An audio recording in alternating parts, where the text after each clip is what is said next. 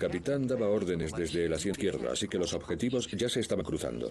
Está justo encima de la roja, ¿verdad? Sí, pero no le llego desde aquí. Había un interruptor luminoso que el capitán no podía alcanzar y el copiloto sí, pero el copiloto estaba dirigiendo el avión. La situación se presta a un problema grave. ¿Y entonces qué? Nunca les enseñamos cómo debían actuar en equipo. Hoy en día la gestión de recursos de cabina también enseña a la tripulación a no sentirse intimidada por el carácter de uno de sus miembros. ¿Tienes un pañuelo o algo así para ponerlo mejor? ¿Algo que me pueda servir? Tú baja y comprueba si esa maldita... No sale, Bob. Es decir, si el principal responsable está teniendo algún problema, en este caso con la bombilla... Vale, entonces prueba hacia un lado. Y eso le enfada mucho y el copiloto ha empeorado el problema, el copiloto también se va a sentir incómodo con lo que ha hecho. No sé por qué no sale este interruptor.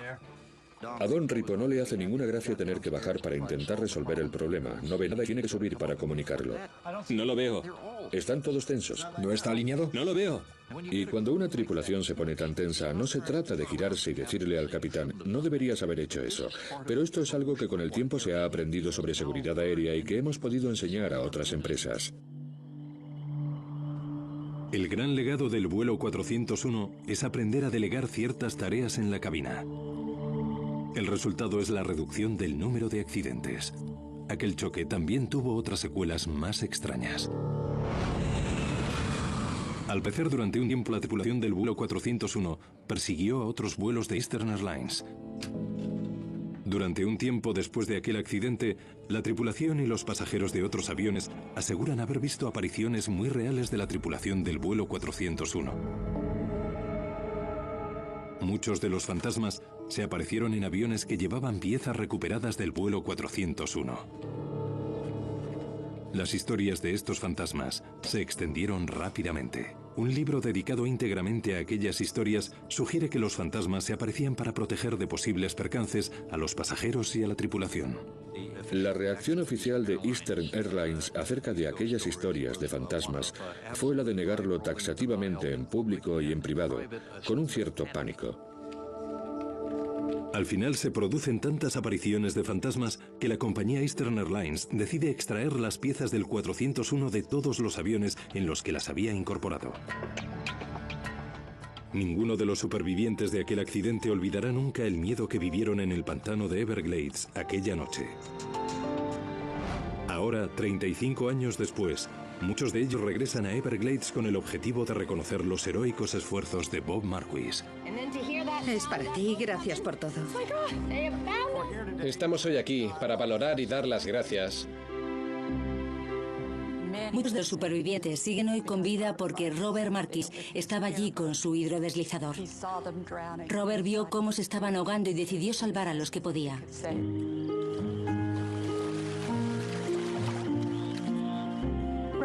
Robert Marquis es la clase de persona que quiero pensar que todos seríamos si nos viésemos en una situación similar. Para hacer lo que hizo tuvo que sacar un coraje especial. Él fue uno de los verdaderos héroes de aquel accidente.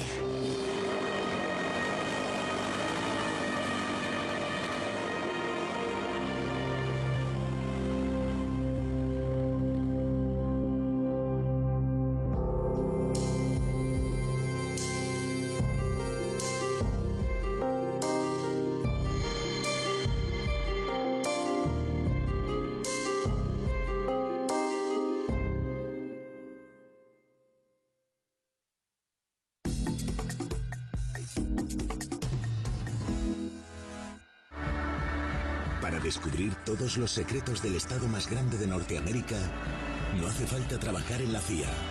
Solo necesitas subir a un avión y tener los ojos bien abiertos. Una visión única del rincón más frío y salvaje de Estados Unidos. Los pilotos de Alaska, el martes a las 11:35 en National Geographic.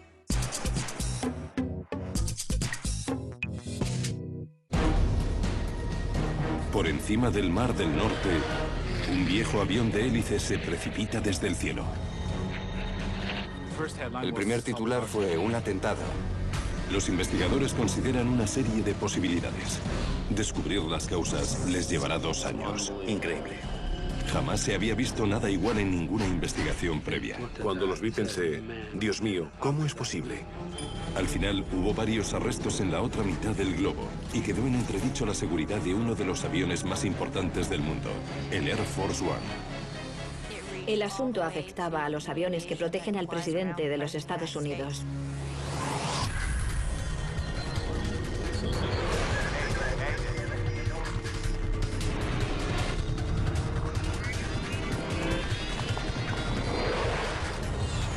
Mayday, catástrofes aéreas. Esta es una historia real, está basada en hechos oficiales, la grabación de la voz de los pilotos y en los relatos de varios testigos. Algunas escenas han sido modificadas para buscar un efecto dramático. Asesino sigiloso. 4:30 del 8 de septiembre de 1989.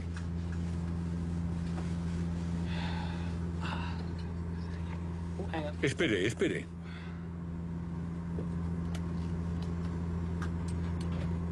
Knut Beitem y Finn Peterberg vuelan en un vuelo charter desde Oslo, en Noruega, a la ciudad alemana de Hamburgo. Partner 394, fin del control de radar. El avión está a unos 100 kilómetros de la costa danesa. 124.5, adiós. Partner 394. ¿Qué tal la cena? Deliciosa, un poco cara, pero deliciosa.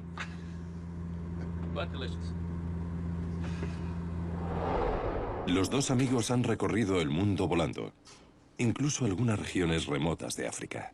Tienen mucha experiencia y están a unos pocos meses de retirarse. Buenas tardes, Copenhague. Partner 394, manteniendo el vuelo a nivel 2/20. Buenas tardes, Partner 394, desde el control de radar de Copenhague. 394. El avión vuela a 6.700 metros de altura sobre el Mar del Norte. La nave es un avión de doble hélice Convair 340-580. Es un avión muy utilizado en trayectos cortos como este. La empresa que lo fleta es una compañía noruega de navegación, la Wilhelmsen. Los 50 pasajeros viajan a Hamburgo tras haber ganado un sorteo de la empresa para ir a bautizar un barco nuevo. Algunos habían ido a otras ceremonias de inauguración antes, pero estas ceremonias son muy divertidas y había un gran ambiente a la hora de la partida. Uno de los mejores empleados de la empresa es elegido para hacer un discurso en el bautizo del barco en Hamburgo. Había que hacer un discurso y no era muy habitual que cualquiera dentro de la empresa tuviese el honor de bautizar un barco, así que nos pareció bien. Cuando el Convair cruza el Mar del Norte, un F-16 de la Fuerza Aérea Noruega se aproxima al avión en el trayecto a casa.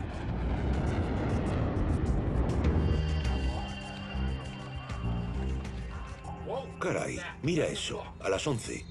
Un F-16.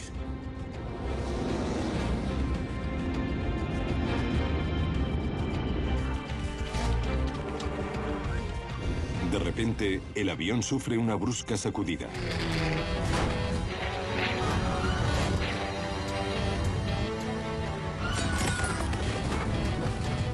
La tripulación no se lo esperaba.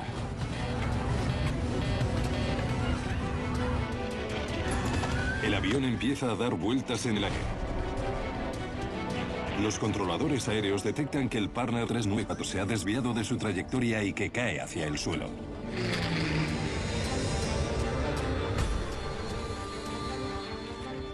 Partner 394, aquí el control de Copenhague. Por favor, informe sobre su nueva altitud. Los pilotos luchan por salvar el avión y las vidas de todos los que van a bordo. Por favor, informe sobre su nueva altitud. Ascienda a tierra, ascienda a tierra. Por favor, informe sobre su nueva altitud. Luego desaparece.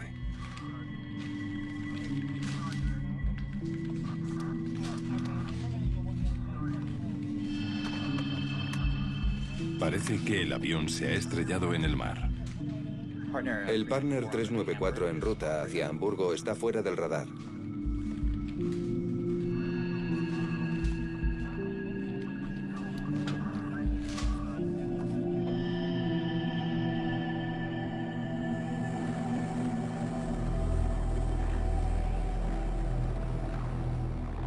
Los equipos de rescate acuden rápido al lugar del accidente, situado casi 20 kilómetros al norte de la costa danesa. Solo encuentran restos del fuselaje y cuerpos. Los 55 pasajeros que iban en el avión están muertos. Conocía a todas las personas. Algunos eran amigos cercanos, otros menos cercanos. Pero los conocía a todos y sentí el doble de presión. La noticia cae como una losa sobre la naviera. La mitad de los empleados de su oficina central han muerto en el accidente.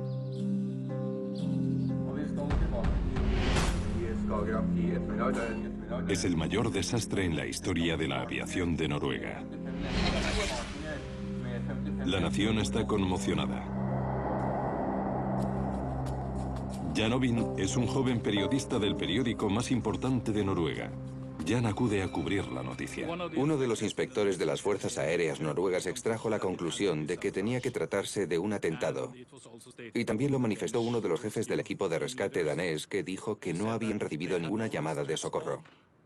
El avión cayó desde el cielo, así que tuvo que tratarse de una bomba o de algo parecido, y alguien dijo que el accidente podía tener relación con el atentado de Lockerbie del año anterior. En diciembre de 1988, el vuelo 103 de la Pan Am estalló sobre Lockerbie, en Escocia. Las pruebas de aquel caso apuntaban hacia un atentado con bomba. Los periodistas noruegos descubren un hecho curioso sobre el avión de Partner. Nuestra primera ministra de entonces, Gro Harlem Brundtland, había utilizado el avión en su campaña por el norte de Noruega y Agassi lo había cogido 2 o 3 días antes de que explotase. La nación se pregunta si la tragedia pudo haber sido un intento frustrado de asesinato. El primer titular fue un atentado que ocupaba toda la primera página. Una bomba podía explicar la caída precipitada del avión desde el cielo. ¿Habían sido las 55 personas a bordo las víctimas inocentes de un asesino? La investigación sobre la misteriosa caída de un avión de pasajeros sobre el Mar del Norte apunta a una sorprendente posibilidad: que el avión sufriese un atentado. Quiero el registro de los datos. El Comité de Investigación del Accidente de Noruega contrata a un investigador de las Fuerzas Aéreas, Finn Heimdal, para que se una a la comisión. Hola. Para Finn, el caso pondrá a prueba su capacidad como detective. Me alegro de estar aquí. Empecé hace muchos años con las Fuerzas Aéreas y vi hacer mal muchas investigaciones. Yo creo que las cosas se pueden hacer mejor.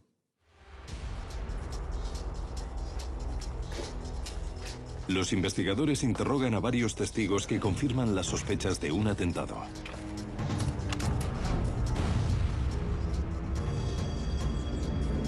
¿Has oído eso? Un joven dice que oyó un estruendo como de un cañón procedente de la zona del accidente frente a la costa danesa. Puede que fuese la explosión que derribó el avión de Partner. Los equipos de rescate rastrean la superficie del mar en busca de restos y de víctimas del accidente. Finalmente se encuentran todos los cuerpos menos 5 y se trasladan a Dinamarca para realizar las autopsias. Un mes después del accidente, los investigadores siguen ocupados recuperando los restos hundidos. Su localización en el fondo marino ha sido posible gracias al uso de un sonar de barrido lateral. El sonar envía ondas de sonido que rebotan al chocar contra algún objeto. Gracias a él se consigue una imagen muy precisa del lugar donde descansan los restos.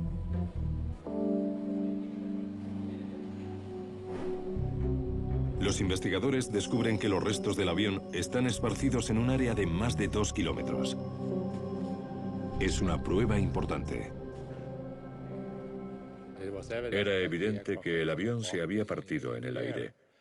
No había llegado entero al mar. Eso estaba claro. La partición en pleno vuelo apunta a la posibilidad de una bomba, pero se tardarán semanas en demostrarlo. Entretanto, los investigadores esperan que las cajas negras del avión proporcionen más datos sobre el accidente. La caja con las grabaciones de la cabina y posteriormente la grabadora de datos son recuperadas del lecho marino y enviadas al laboratorio para su análisis. Ambas cajas han sufrido daños en el accidente. Los investigadores esperan que los daños a las cajas no hayan afectado a los datos. Vamos a ver qué tenemos. La grabadora de voz puede que contenga alguna conversación entre los pilotos que revele lo que sucedió a bordo. Aviónica CVR. Encendido siguiendo la normativa. Hélice en bandera. Listo, 2 luces verdes. El aparato normalmente registra los minutos finales de los vuelos, pero esta grabadora hizo justo lo contrario. Luces beta apagadas. Motores. La caja registró las primeras conversaciones y luego dejó de grabar misteriosamente antes de que el avión despegase. Había registrado la conversación en tierra, pero en cuanto los motores adquirieron las revoluciones necesarias para el despegue, se estropeó y nos llevamos una gran decepción. Grabadora defectuosa registra una extraña conversación entre los dos pilotos. ¿Qué tal el tiempo en Hamburgo? Cielo despejado y buena visibilidad. Espero que siga así. La caja revela que el vuelo 394 se inició con un problema poco habitual. Partner tenía muchos problemas financieros y descubrimos que justo unas horas antes de que el avión despegase, las autoridades noruegas de aviación habían mandado un telex a todos los aeropuertos de Noruega en el que prohibían que despegase ningún avión de Partner porque la empresa debía mucho dinero de tasas y gastos. No nos dejan despegar hasta que paguemos la factura del catering. ¿Cuánto tienes tú? ¿En serio? Vaya.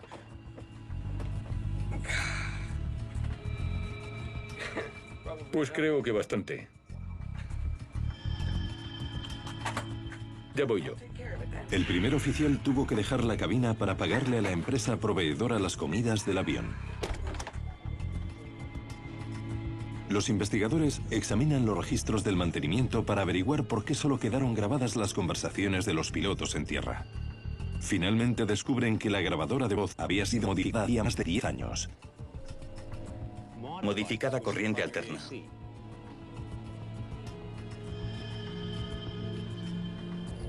Luces beta apagadas. El objetivo era que cuando los motores adquiriesen la potencia máxima, Motores. la grabadora pasase a depender del generador del avión. Y esa modificación no funcionó bien en este avión. Ninguno de los dos pilotos se había dado cuenta de que cuando los motores adquirían la potencia máxima para el despegue, la grabadora se quedaba sin corriente. Cada vez que descubres que un elemento clave de la investigación, como la grabadora de voz o la de datos de vuelo, no funcionan correctamente, quedan en entredicho las labores de mantenimiento de los aviones y su seguridad.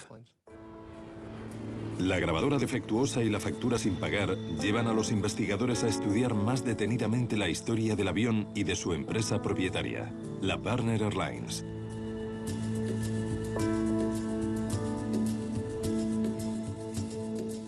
Partner operaba una flota de aviones mayoritariamente viejos que volaban a destinos del norte de Europa. El Convair que se estrelló en el Mar del Norte era una de las adquisiciones más recientes de la compañía aérea. Pero el avión tenía 36 años y un historial lleno de cambios de dueños y modificaciones. La mayor modificación había sido un cambio de los motores. La modificación más importante fue una mejora de los motores que se cambiaron por motores de turbina. En los aviones de hélice, la hélice desplaza el aire hacia atrás, lo que hace que el avión avance. Las primeras hélices utilizaban motores de pistones como medio de propulsión.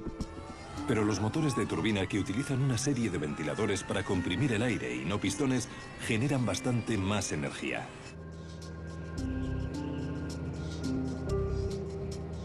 Heimdall se enteró de que en 1960 los motores originales de pistones del avión habían sido sustituidos por unos nuevos motores de turbina que se colocaron en las alas. El cambio proporcionaba más potencia, pero podría tener alguna consecuencia. La potencia aumentaba muchísimo con los motores de turbina y me pregunté si aquello podía afectar a la estructura del avión. Heimdall es el responsable de analizar los motores del avión. Su objetivo es descubrir si los motores de turbina pudieron haber partido el viejo avión en dos. Me empecé a preguntar, ¿cómo puede un avión partirse en medio del aire? La grabadora de datos de vuelo debería informar a los investigadores sobre el funcionamiento de los motores en los instantes previos al accidente. Pero la grabadora era un modelo antiguo y analógico.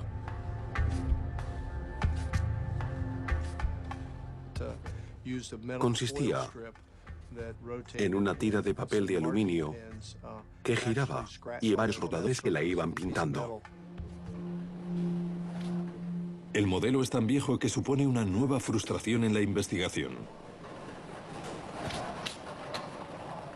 El problema es que no registraba muchos de los parámetros que debería. Pero lo más misterioso es que la aguja parece haber registrado ciertas señales de forma repetida. La línea doble confunde a los expertos que analizan el aparato. No teníamos experiencia con nada similar. Contactamos con varios expertos, pero ninguno había tenido un caso como aquel. Nunca había visto esto. Los datos de vuelo no revelan ningún dato concluyente sobre el accidente. Heimdall se pregunta si el hecho de que la grabadora no funciona bien puede ser una pista. Finalmente se la envía a la empresa estadounidense que la hizo para que realice un análisis más exhaustivo.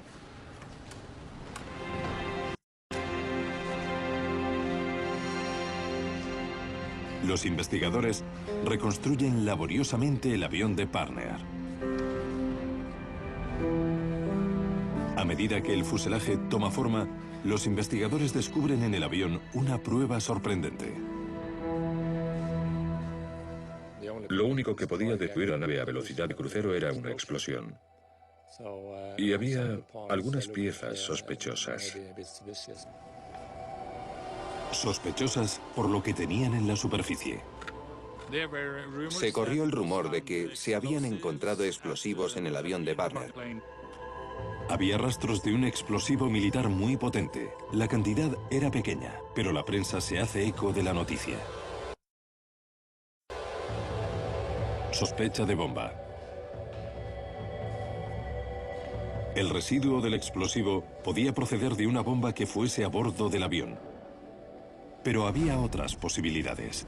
Varios aviones de la OTAN realizaban unas maniobras de guerra, la llamada Operación Lanza Afilada, cerca de la ruta del vuelo 394. Uno de los pilotos con los que hablé dijo que tenía que haber sido un misil de pruebas, un misil frío, que había atravesado una de las alas del avión. Mucha gente se preguntaba si una ojiva extraviada había podido ser la causa del derribo del avión. Ascienda a tierra, ascienda a tierra, ascienda a tierra. Pero cuando se analiza el residuo del explosivo, se descubre que no es de una bomba ni de una ojiva. No hay una concentración suficiente en el avión. Había restos de explosivos, pero en muy pequeña cantidad, y parecía más un producto de la contaminación que otra cosa.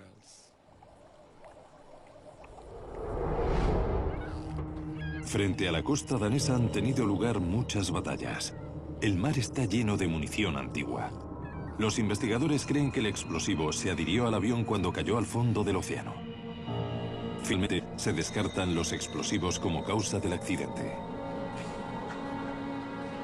En el equipo hay un metalúrgico, Terry Hisley. Terry examina la cola reconstruida del avión y realiza un curioso descubrimiento. Algunas partes de la cubierta del avión muestran daños por sobrecalentamiento. Eso significaba que se había estado doblando. Es como si coges una percha y empiezas a hacer así. Si dejas la mano por donde se va a romper, te la quemas porque el calor se concentra en ese punto, y en un avión es lo mismo. Las pruebas apuntan a un problema en la cola del avión. Los investigadores concentran su atención en el gran generador recuperado de la parte trasera de la nave. La unidad de potencia auxiliar, o APU, va incrustada dentro de la aleta trasera del Comer. Es un generador de apoyo que se suele utilizar solo cuando el avión está en tierra. Heimdall inspecciona el aparato y descubre que unas piezas de plástico derretido de la cabina del avión se han incrustado en la turbina de la unidad auxiliar. Este descubrimiento aporta un importante dato sobre lo que pasó en el avión en el momento en que falló. La cabina falló cuando la APU estaba en funcionamiento. La APU no debería estar funcionando durante el tiempo en que el avión estaba en el aire. El hecho de que lo estuviera significa que esta unidad podía estar detrás de la catástrofe. Los investigadores intentan saber algo más sobre lo que sucedió el día del accidente e interrogan al mecánico que inspeccionó el avión aquella mañana. El mecánico les dice que uno de los dos generadores principales del avión no funcionaba y que él no había conseguido arreglarlo. La normativa exige que el avión tenga dos fuentes de potencia para poder despegar. El primer oficial encuentra una solución que permitirá que lo hagan. Le comunica a la compañía aérea que utilizará la APU durante el vuelo en sustitución del generador estropeado. Quiero que escribáis esto en el registro. Vía libre para volar con el generador APU en funcionamiento. Vamos a utilizar la APU para alimentar el sistema AC izquierdo. APU encendida.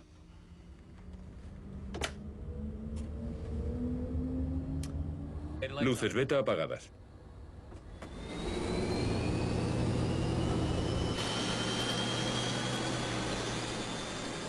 Motores.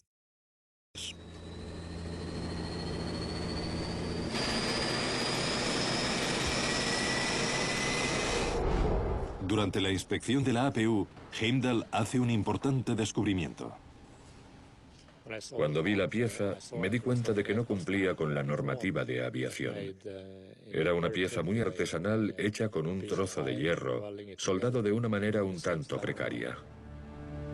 Heimdall descubre que uno de los anclajes que sujetan la APU está roto. La unidad contiene una turbina que gira rápidamente y genera electricidad. Si la turbina no estuviese fija en su sitio, podría ser la causa de este accidente.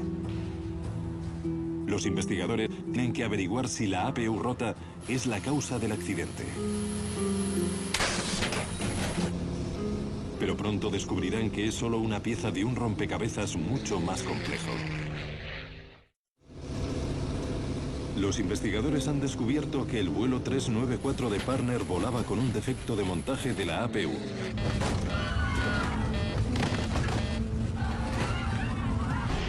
El metalúrgico Terry Hislop realiza un examen exhaustivo de la pieza defectuosa.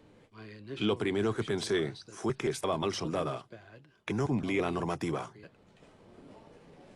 Hislop intenta averiguar cuándo se rompió la riostra. Si se hubiese roto durante el último vuelo, esto podría explicar el accidente. Pero fijándome en las marcas del impacto y del movimiento, vi que el desgaste no podía haber sido originado por la sobrecarga de un solo vuelo. La riostra está muy desgastada y Hislop piensa que no se rompió el día del accidente. Se rompió mucho antes de que despegase el vuelo 394. Los investigadores necesitan saber las consecuencias de volar con un anclaje roto. 40.000 revoluciones. Mucho daño.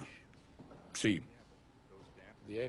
La APU es un gran giroscopio que tiene una enorme cantidad de energía cuando rota. Si esa energía se transmite a las piezas que lo rodean, al fuselaje, puede que la vibración se hiciese sentir en la cola. Los investigadores quieren saber si alguien había sentido vibraciones en este avión. Las entrevistas a varios pasajeros proporcionan algunas respuestas. Muchísimas gracias por venir.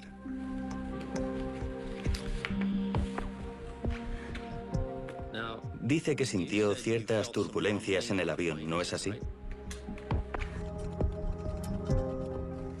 Una de las personas dice que el avión que se estrelló vibraba mucho más que otros dos Convair de la compañía. ¿Notó algo extraño en el avión? Pero otros pasajeros no mencionan las vibraciones. Entonces fue un buen vuelo. El accidente es una incógnita. Los investigadores saben que el anclaje de la APU estaba roto antes del despegue, pero no saben si tuvo algo que ver en el accidente y si pudo afectar a la cola del avión. La reconstrucción empieza a aclarar algunas cosas.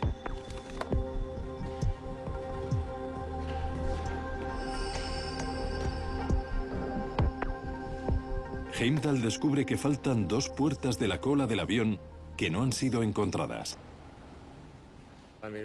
Cuando reconstruimos las piezas de la cola, vi que el timón estaba partido en 2 trozos grandes y que faltaban algunas partes, en concreto las puertas que hay entre el estabilizador y el timón. Las puertas son 2 pequeñas puertas situadas en el estabilizador vertical del avión. Son las que les dan acceso a los mecánicos a unos pesos que van dentro del estabilizador que controlan el movimiento del timón. Heimdall hace un sorprendente descubrimiento respecto a ellas.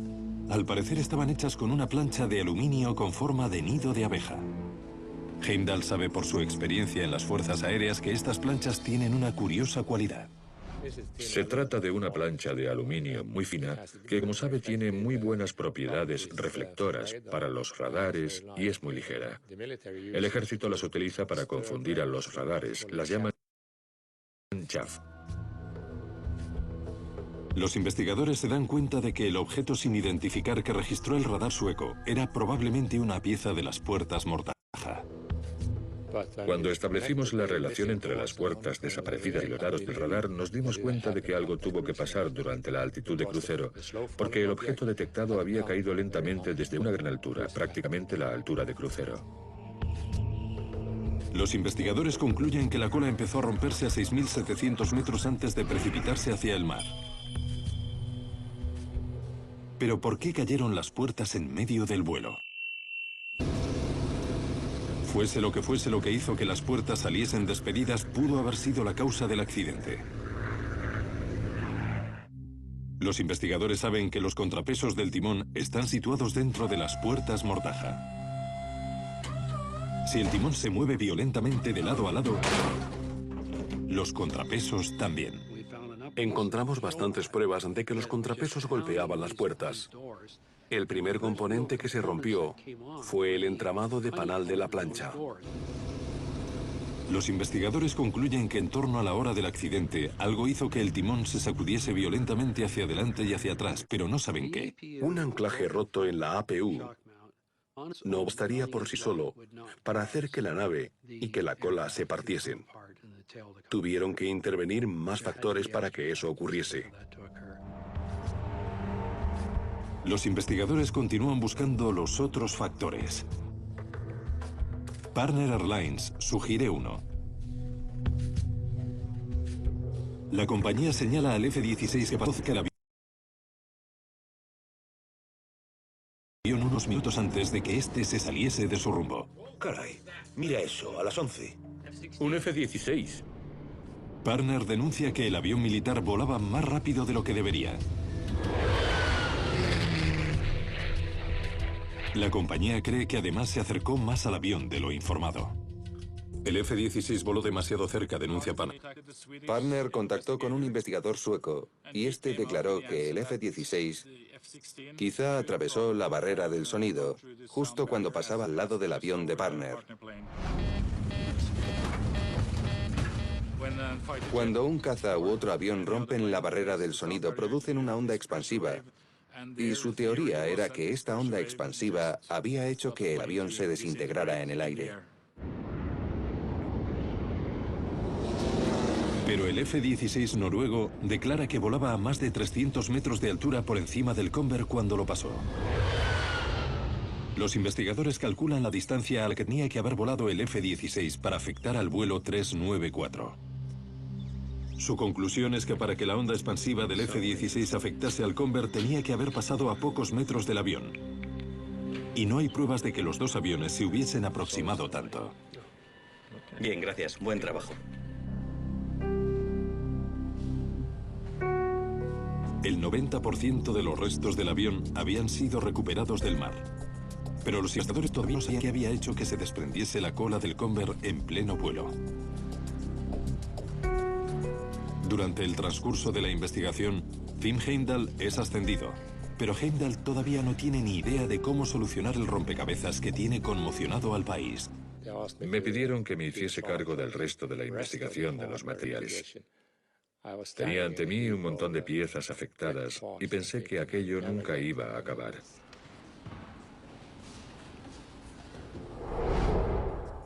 Los investigadores descansan unos días mientras se analiza el equipo de grabación de datos de vuelo en Estados Unidos. El fabricante le pide a su mayor experto ya retirado que acuda a examinar el aparato. El fabricante, Fairchild, nos remitió a un empleado que habían tenido y lo encontró en California. El experto les dice a los investigadores que la aguja que tenía que registrar la altitud del avión vibraba tanto que había dejado otra marca en el aluminio.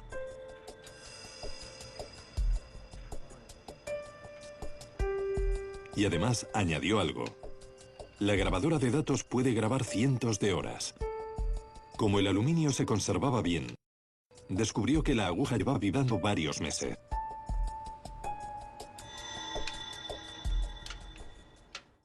Descubrimos que llevaba ocurriendo durante 360 horas de vuelo con anterioridad al accidente. Nunca antes había visto una anomalía como esa y nos costó averiguar qué pasaba.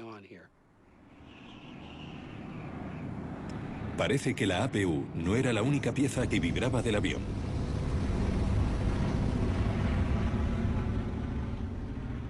Los investigadores deciden hacer un gráfico cronológico de las vibraciones.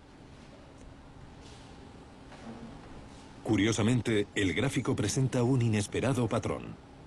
2 meses antes del accidente, las vibraciones habían cesado de forma brusca durante unas semanas. Prácticamente ninguna vibración durante 16 vuelos. Fueron aumentando de intensidad y de frecuencia hasta el verano de 1989. Y luego, el patrón cambió. Tras mejorar, el patrón de vibraciones vuelve a empeorar hasta el día en que sucede el accidente. ¿Qué pasó aquí? Los investigadores necesitan averiguar qué cambió en el avión durante las 2 semanas en que no hubo vibraciones. ¿Por qué estuvo fuera de servicio? ¿Dónde lo revisaron? La compañía aérea les dice a los investigadores que durante ese tiempo el avión recibió una puesta a punto en el oeste de Canadá. Gracias, seguiremos en contacto. La revisión la había realizado una antigua propietaria del avión, una empresa canadiense especializada en el mantenimiento de los Convair. Durante varios vuelos de prueba, la grabadora de datos apenas registró vibraciones. Este buen estado continuó durante varios vuelos una vez terminó la revisión y el avión volvió a Noruega. Los investigadores revisan el registro de mantenimiento. Heimdall descubre que durante la revisión, los mecánicos habían encontrado signos de desgaste en uno de los 4 tornillos que sujetan el estabilizador vertical a la cola del avión. Estos 4 tornillos son la única sujeción que tiene la cola con el fuselaje.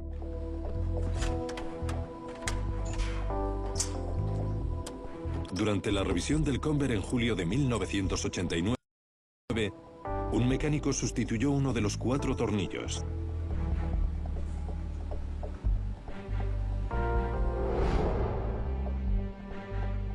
La información de la grabadora de datos de vuelo revela que las vibraciones de la cola cesaron en cuanto se sustituyó aquel tornillo. ¿Ves cómo cambia? Por increíble que parezca, los investigadores consiguen recuperar los 4 tornillos que sujetaban la cola al avión.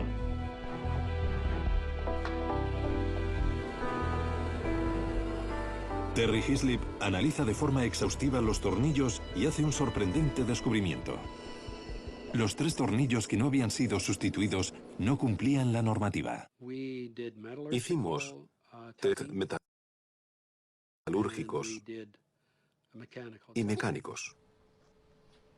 Y después de las pruebas, descubrimos que 3 anclajes no estaban demasiado bien. Eran tornillos sin homologar.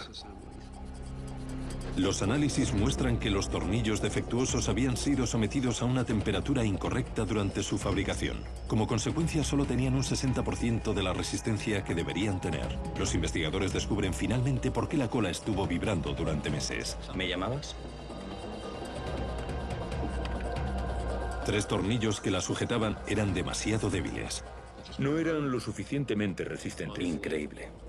3 de los tornillos que sujetaban la cola al resto del avión no eran piezas homologadas, eran copias muy bien hechas del original. El avión accidentado llevaba piezas sólidas. La poca resistencia de los tornillos hace que los investigadores se planteen una pregunta clave. ¿Por qué no se había desprendido la cola en los 16 vuelos anteriores en los que había vibrado tanto? ¿Por qué en aquel último vuelo? Los investigadores sabían que el día del accidente uno de los generadores del motor no funcionaba y que los pilotos habían improvisado una solución. Quiero que escribas esto en el diario de vuelo. Visto bueno para volar con el generador APU operativo. Utilizaremos la APU para impulsar el sistema AC izquierdo. Encendiendo la APU. Los pilotos no se dieron cuenta de que el anclaje de la APU estaba roto y de que el motor vibraba considerablemente. Su decisión de mantenerla encendida durante el vuelo empeoró la situación. La razón por la que se pusieron a hacer las cosas en este vuelo fue que la APU estaba literalmente bailando al no llevar las 3 riostras. Esto, sumado a los tornillos defectuosos, creó más vibraciones en la cola del avión. Si estas 2 partes se ponen a vibrar de forma sincronizada, lo que llamamos resonancia, solo cabe esperar una desgracia.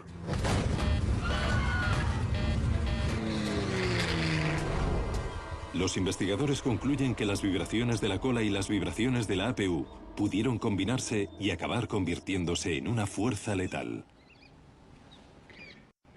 Esto es lo que nos han dicho los técnicos del MIT. Según ellos, las vibraciones pueden haber partido el avión. Si las 2 piezas empiezan a vibrar con la misma frecuencia o el múltiplo de esa frecuencia, se produce una armonía entre ellas y la vibración de una alimenta a la otra.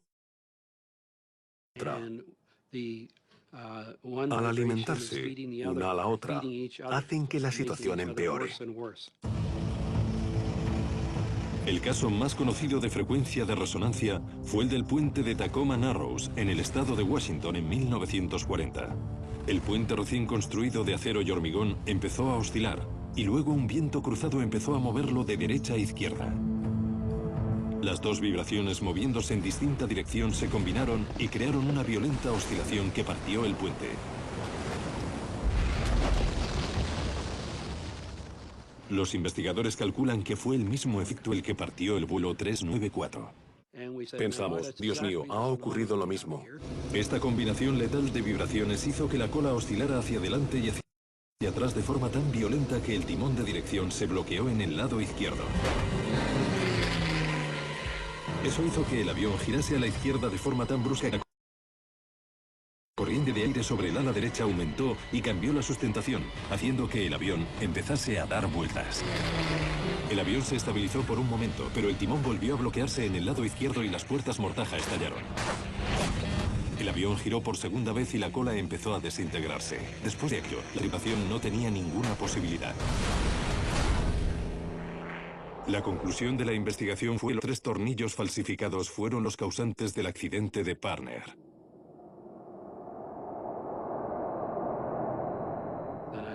Cuando los vi pensé, Dios mío, ¿cómo es posible? Un componente tan crucial, tan fundamental de la cola, no me lo podía creer. El informe del vuelo 394 de Parner conmocionó a la industria de la aviación.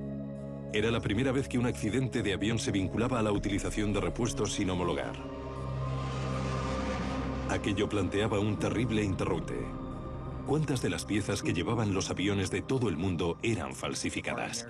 El accidente de Parner fue el primer suceso que puso de manifiesto el problema de los repuestos sin homologar y que obligó a admitir que los inventarios de repuestos de aviación estaban contaminados.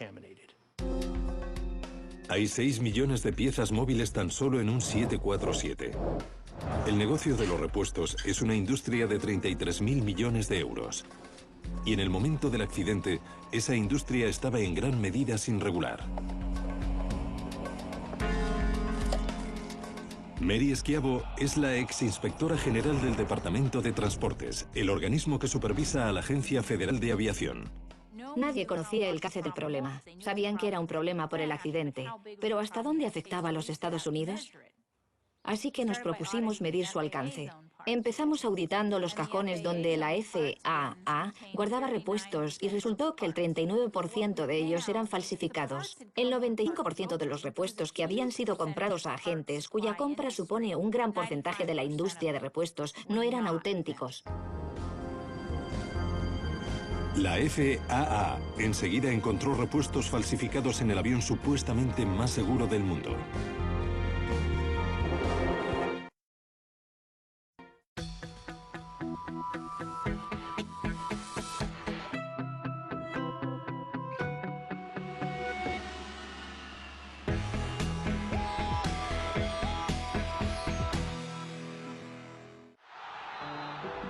Quiero ser diferente. Quiero tener el control. Quiero que rujan las gradas. Quiero hacer algo único. Quiero ganar. Quiero marcar el gol perfecto. Quiero hacer algo bonito. Quiero superar los límites. Quiero compartir. Quiero soñar y quiero jugar. Porque sin sueños no hay juego. Entra con National Geographic en el lugar donde se fabrican los sueños. Megafactorías, EA Sports FIFA 12. El lunes a las 10:30, estreno en exclusiva en National Geographic.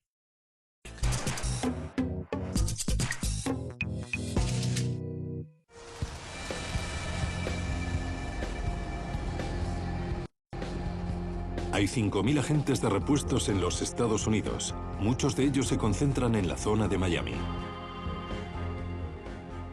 Los agentes de repuestos no cumplían ninguna normativa. Con un teléfono y un fax ya podías ser agente de repuestos.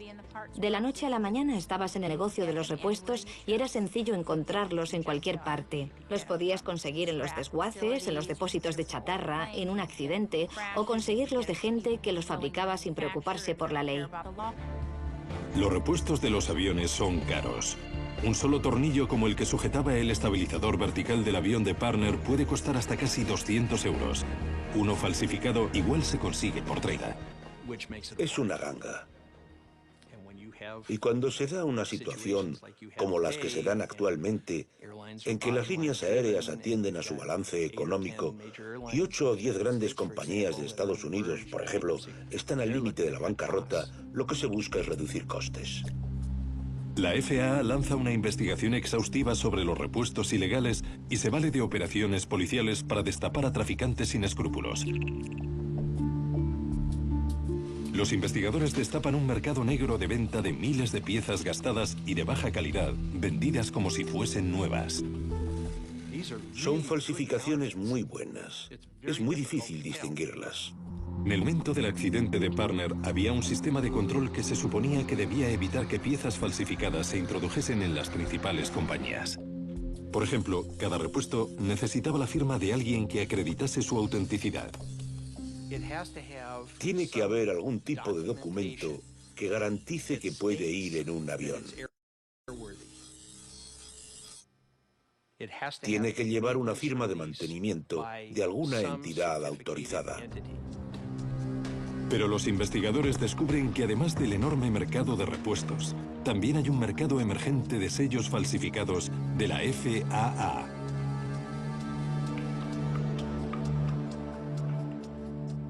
Emitimos varias órdenes de registro y descubrimos que se habían imprimido varios montones de sellos amarillos falsos que en muchos casos estaban firmados por un inspector reconocido, pero las firmas estaban falsificadas. El sello en este negocio es más importante que la pieza. Al principio, los investigadores creyeron que el problema afectaba principalmente a las compañías pequeñas.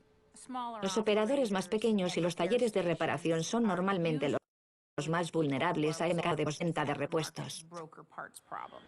Los investigadores se quedan asombrados cuando descubren que este tipo de piezas han llegado al avión supuestamente más controlado del mundo, el Air Force One. El asunto afectaba la reputación del que mucha gente considera el nivel más alto de la aviación, los aviones que protegen al presidente de los Estados Unidos. En un mercado tan hermético como el de la aviación, a ese nivel, se estaban dando casos de repuestos falsificados.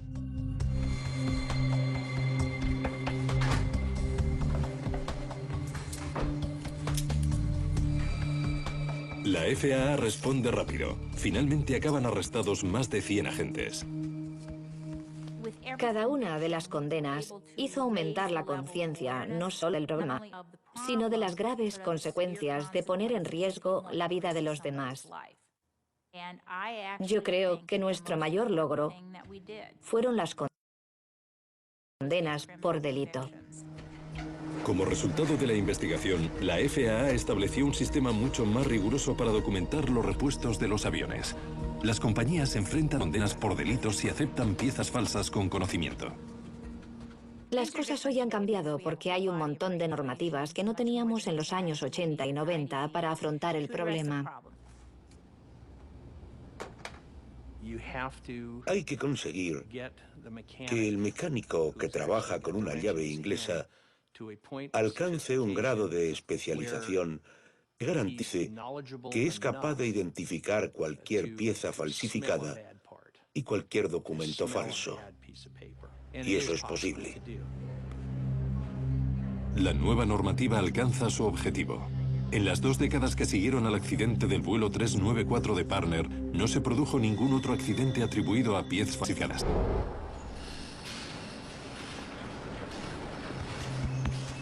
Unos años después del accidente de Parner, Finn Heimdall se convirtió en jefe del Comité Noruego de Investigación de Accidentes. Jimmy, chico. Era increíble que un avión sin razón aparente se desintegrase en medio del aire. Su informe del accidente produjo cambios importantes que salvaron vidas. Eso es lo positivo. Lo negativo es la tragedia personal para tanta gente. Una de las piezas más pequeñas de un vuelo charter falló en 1989. Después de que los investigadores descubriesen la causa del accidente, los pasajeros de todo el mundo vuelan más seguros, con menos probabilidades de encontrarse en un avión con repuestos falsificados.